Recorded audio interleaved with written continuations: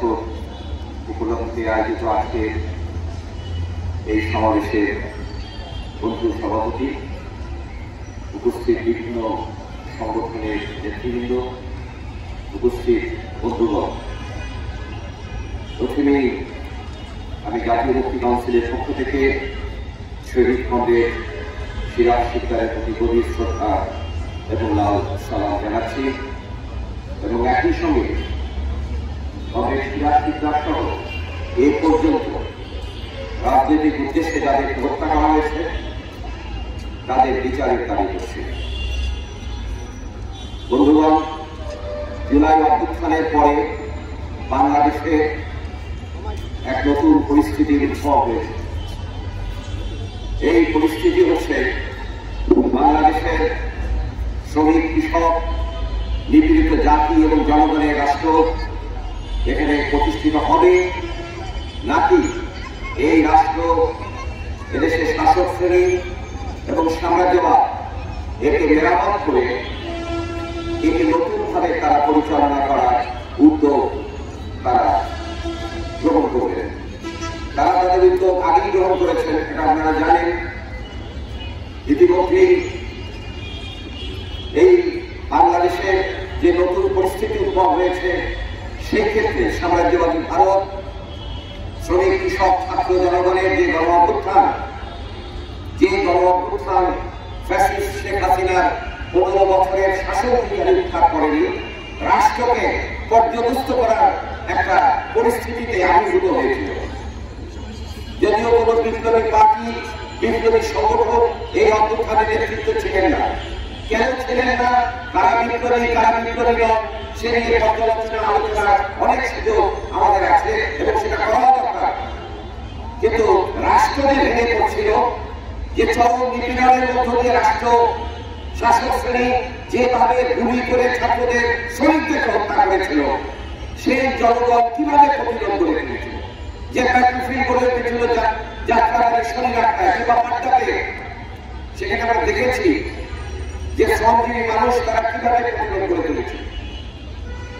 এই ফ্যাসিবাদ উচ্ছেদের পরে ভারত যারা বাংলাদেশকে তার উপনিবেশ প্রায় বানিয়ে ফেলেছিল, শেখ হাসিনা বাংলাদেশকে ভারতের উপনিবেশে কায়েম করেছিল, সেই ভারতের ঘুম হারাম হয়েছে।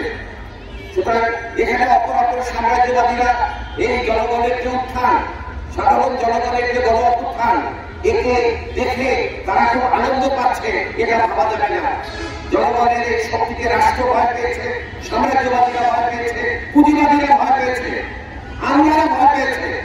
কিন্তু সেই জনগণের সেই শক্তি, সেই গণ অভ্যুত্থানের যে আগুন, সেই আগুনকে কিভাবে আমরা সংগঠিত করবো, জনগণকে নতুন ভাবে কিভাবে আমরা সংগঠিত করবো, বিশেষ করে শ্রমিক শ্রেণীর নেতৃত্বে, শ্রমজীবী জনগণের নেতৃত্বে সেই সংগ্রামকে কিভাবে আমরা এগিয়ে নেব। এই অভ্যুত্থানের পরে নতুন প্রশ্ন এসে গেলে জনগণের হাতে ক্ষমতার জন্য নতুন সংবিধান দরকার। কিন্তু দেখা যাবে এই সংবিধান যে ৭২-এর যে সংবিধান, যেটা ছিল একটা অবৈধ সংবিধান, পাকিস্তানের সংবিধানের জন্য যারা নির্বাচিত হয়েছিলেন, সেই ইয়াহিয়া খানের অধীনে নির্বাচিত সেই পাকিস্তানের জাতীয় পরিষদ এবং প্রাদেশিক পরিষদের জন্য যারা নির্বাচিত হয়েছিলেন, তারাই ৭২-এর সংবিধান করেছিলেন রাষ্ট্রপতি মতাদেশে বলে। এখন সেই সংবিধানকে কাটাছেঁড়া করে, তাকে সংশোধন করে, সংস্কার করে আমাদের উপর চাপানো হচ্ছে। তাহলে আমরা যে এখানে একটা অভ্যুত্থান হলো, রাষ্ট্রকে নাকচ করার মতো পরিস্থিতি হলো, সংবিধানের বাইরে যে একটা রাজনৈতিক ক্ষমতা তৈরি হলো, তাকে ধারণ করা হবে কিভাবে? কিভাবে আমাদেরকে, পুলিশকে, প্রশাসনকে, বিচার বিভাগকে জনগণের জবাবদিহির সামনে আনা হবে নাকি সে আগের মতোই চলবে? এই বিষয়গুলো আমাদের ভাবার সময় আসছে এবং সেই সময় কিন্তু খুব বেশি নয়। সুতরাং যে সময় চলছে এই সময়ের মধ্যে আমাদের সংগঠিত হওয়া দরকার। এখানে কংগ্রেস সিরাজ শিকদারের উপরে আমার আগে অনেকেই আলোচনা করেছেন, যেটা বলা যায় কংগ্রেস বন্ধুত্ব মনের ভাষায়, এটা বলাই দরকার যে এটা কাণ্ড করেন কংগ্রেস সিরাজ শিকদারের কাণ্ড করতে পেরেছিলেন, যে কি কাজ সেই সময় করতে হবে। তিনি আহ্বান জানিয়েছিলেন, আমি মোহাম্মদ এখানে বলে নেবেন যে তিনি শেখ মুজিবকে আহ্বান জানিয়েছিলেন যে বৃহত্তর একটা ঐক্য করার জন্য।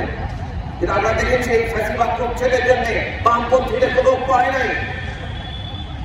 গণ অভ্যুত্থানের মধ্যে দিয়ে ফেলে স্বীকার করতে চায় নাই।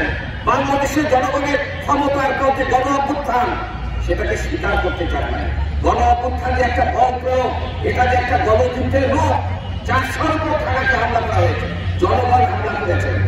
এটা এই গণ অভ্যুত্থান হচ্ছে জনগণের উৎসব। সেই উৎসব আগামী দিনে আরো অভ্যুত্থান হবে দেশে। শ্রমজীবী মানুষ এই দেশে অভ্যুত্থান করে এই লুটেরা সন্ত্রাসী সাম্রাজ্যবাদীদের যে ব্যবস্থা তাকে উৎখাত করে জনগণের বল প্রয়োগের মধ্যে দিয়ে তার বিপ্লবী সরকার গঠন করবে। সেই পথে একটা সূচনা আমরা বলবো আগস্ট জুলাই অভ্যুত্থানের মধ্য দিয়ে আবার আমাদের সামনে এসছে।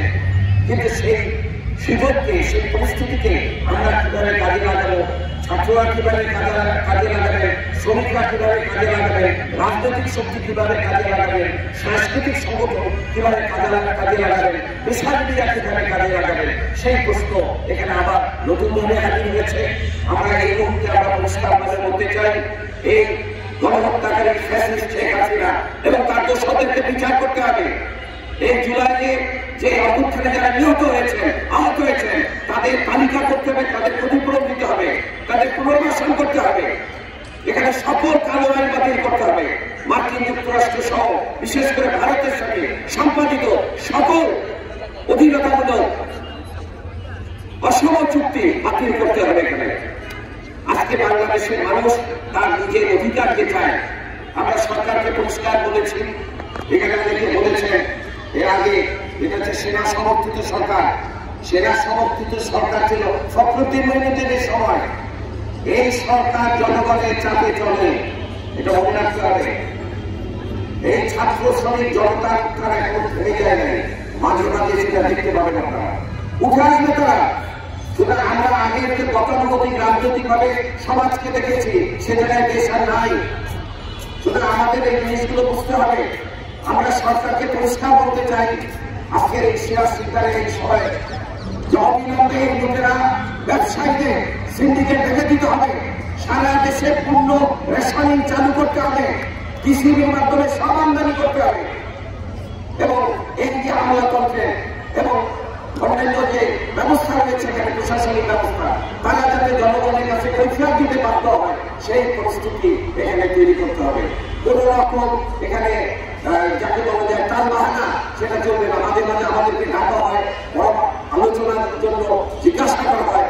আমরা খুব পরিষ্কার ভাবে বলতে চাই যে বাংলাদেশকে আর কোন রকম ভাবে আমরা এই ছাত্র জনতার যে অভ্যুত্থান, জনগণকে এবং বাংলাদেশকে সাম্রাজ্যবাদের শৃঙ্খলমুক্ত আমাদেরকে অবশ্যই করতে হবে। সেই সংগ্রাম চলবে।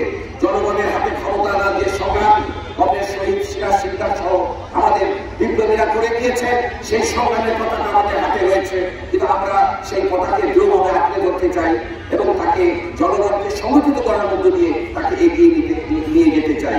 আজকে নতুন যে সম্ভাবনা রয়েছে, সাম্রাজ্যবাদ বিরোধী, ফ্যাসিবাদ বিরোধী, পুঁজিবাদ বিরোধী যে সংগ্রামের লড়াই, সেই লড়াইকে আমরা এগিয়ে নিয়ে যাওয়ার ক্ষেত্রে আমাদেরকে অবশ্যই শ্রমজীবী জনগণ, শ্রমিক শ্রেণীর নেতৃত্বে, শ্রমিক কৃষক মেহনতি মানুষের মৈত্রীর ভিত্তিতে এই সংগ্রামকে এগিয়ে নিতে যেতে হবে এবং জনগণের যে নতুন গণতান্ত্রিক সংবিধান, জনগণের গণতান্ত্রিক রাষ্ট্র এবং সরকার প্রতিষ্ঠা যে সংগ্রাম, সেই সংগ্রাম আমাদের চালিয়ে যেতে হবে, সেই সংগ্রামকে বেগবান করতে হবে। আবারও কংগ্রেস শহীদ সিরাজ সিকদারের প্রতি আমি জাতীয় মুক্তি কাউন্সিলের পক্ষ থেকে বিপ্লবী লাল সালাম জানিয়ে আমার বক্তব্য শেষ করছি। মেহনতি মানুষের জয় হোক, ইনকলাব জিন্দাবাদ।